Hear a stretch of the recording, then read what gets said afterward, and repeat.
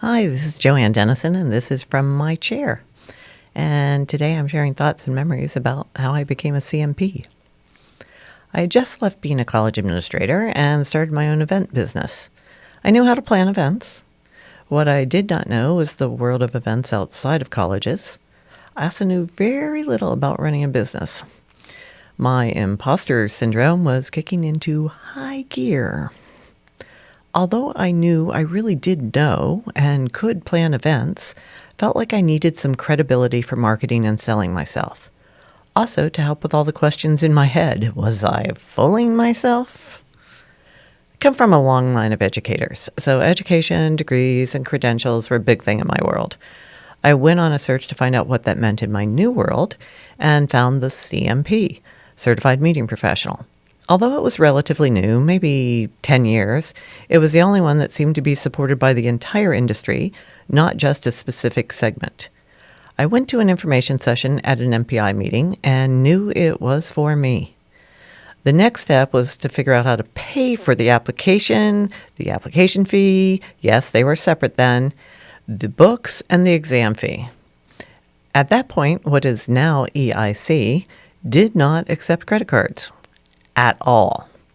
The only option I could come up with was cash advances on my credit card, so in the end, I paid the fees many times over. I had no idea how to prepare or who could help me. Luckily, people told me about this wonderful teacher, Dee Chang, who lived in New Jersey, where I lived at the time. She'd been holding classes twice a year as part of her business. I did another cash advance and got a spot in the class. When I walked into the first class, I was so nervous, and it immediately got worse as I sat listening to all the corporate planners talking about million-dollar budgets. I had started my business doing more private events than anything else, and the thought that someone spent $1 million made me know I did not belong there. Fortunately, I was too scared and embarrassed to leave, and I kept thinking about the cash advance that had paid for my registration. Another time, maybe I'll share more about the class itself. Back then, the exam was held 2 days a year, once in the winter and once in the summer. You had to wait 5 nerve-wracking weeks to get the results mailed to you. In June, I passed the exam. So many people I talk to say they've been thinking about doing it for years, but the fear of having not taken an exam in a long time and the commitment of time needed has caused them to put it off.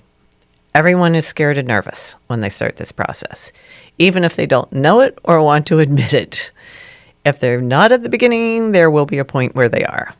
This is true whether you have been planning for 3 years or 33 years. Did it change my life? Now, it sounds a bit over the top, but yes. It did give me more confidence to go out and do so many things and created so many opportunities for me that I could have never seen in my future. It can do the same for you.